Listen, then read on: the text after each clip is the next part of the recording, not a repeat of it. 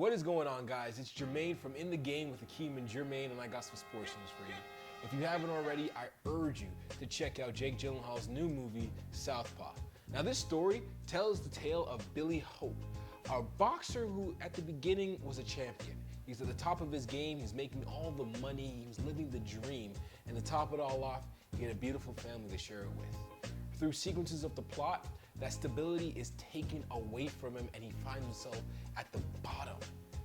But most of all, he's alone. His wife is dead and child services are taking away his daughter. So now he had to go from being a millionaire to being humbled as well, a regular Joe. And this story is about him getting back on his feet. It's about him becoming the man that he knows he can be, that his wife saw in him.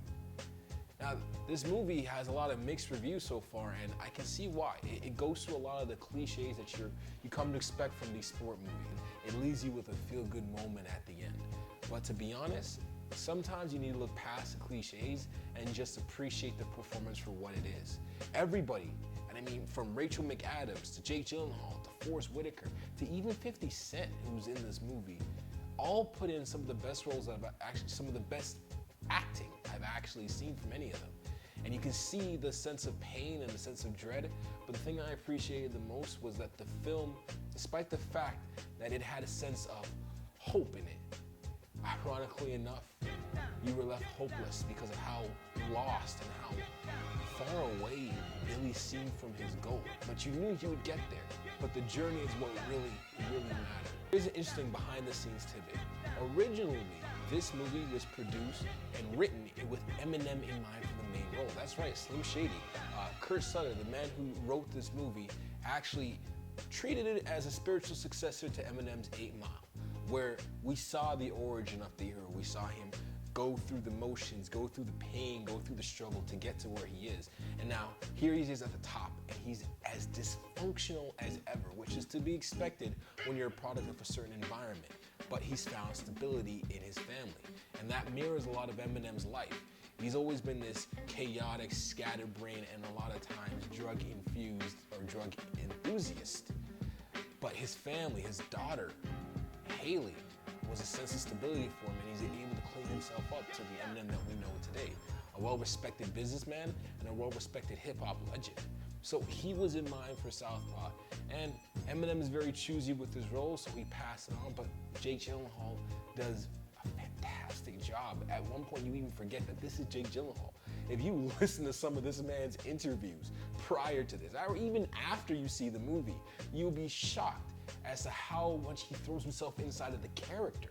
This feels like a very real struggle, but you can understand the motivation behind it. You can understand why he's feeling lost, why he's feeling hurt. You can understand that when he was at the top of his world, he was just barely hanging on by a thread. And that thread was his wife, and when that was taken away from him, the follow was epic. And it's stories like this that touch you and your son. It's very relatable. We've all been there. We've all been low and out. We've all had very dark days, and we've had to pick ourselves up and continue on because there is a better life afterwards, and we're striving for something. The struggle is beautiful in itself, and that's where I really would urge you as the audience to focus on. Not the cliches, not the tropes, not how, oh man, this feels like a modern day Rocky. None of that. I want you to focus in on the journey, from the progression that we see of this character. When you're first introduced to Billy Hope, you're introduced to a guy that you would describe as reckless and unstable. And for some reason, his hot wife, played by the beautiful Rachel McAdams, is putting up with it. And it's not for the sense of money. In fact, she doesn't want him fighting at all. And she loves him for who he is. But she can see the man that he actually is, or rather, the man that he has the potential to be. And she's striving to put him in that situation. But he keeps getting in the way of himself. And because of that, it cost him. By the end of the movie, you understand that everything that Billy went through was necessary for him to become the man that becomes a responsible father. And while that may be a bit of a spoiler, let's be honest. This is a cliche movie, so you already knew it was gonna end like that. That doesn't discount the fact that it's actually a really good film.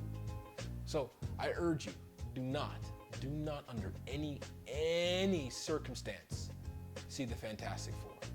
before you see Straight Outta Compton, see Southpaw. So if I had to give this a final rating, I would comfortably give it a 3.5 stars out of 5. Very good film, a competent film, great acting.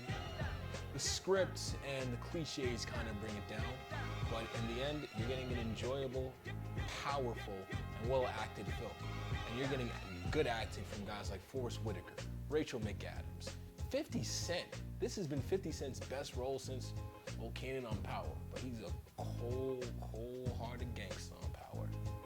And of course, Jake Gyllenhaal. And while this movie might not win any Academy Awards, the performance of these actors is something that should be respected and should be appreciated. So I encourage you to go see Southpaw, preferably before Straight Outta Compton, because we're all gonna go see Straight Outta Compton. And don't forget to comment, like, and subscribe down here. You can catch another episode of In the Game with Hakeem and Jermaine on 4-1 Radio, Friday 9 to 10 p.m. and of course Saturday 7 to 8. And we're gonna be coming in on Mondays with our videos. Mondays and Wednesdays on the YouTube channel. Don't forget to subscribe. Until next time, guys, peace.